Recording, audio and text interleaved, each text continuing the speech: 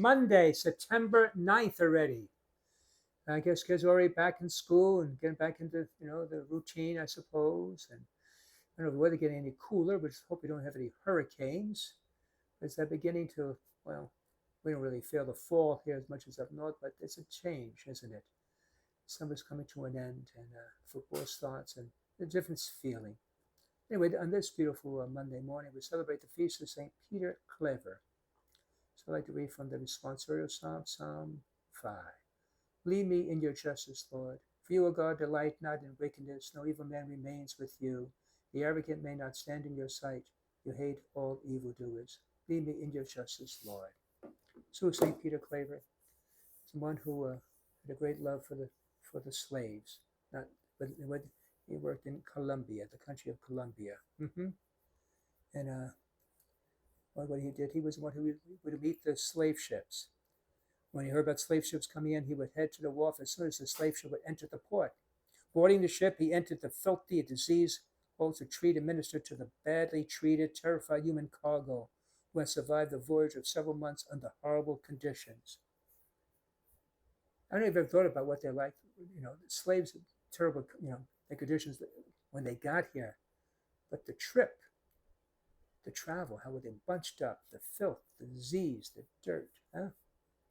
How they treat another human being like that.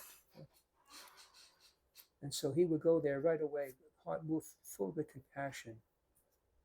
It was difficult to move on the ships. They were so crowded because they filled them with capacity. The slaves, imagine they told them that they would be taken to a land where they would be eaten.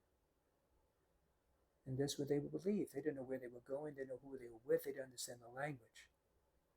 And so Peter Clay was one of the few people that showed love and compassion. He would wear a cloak and which he would lend to anyone in need.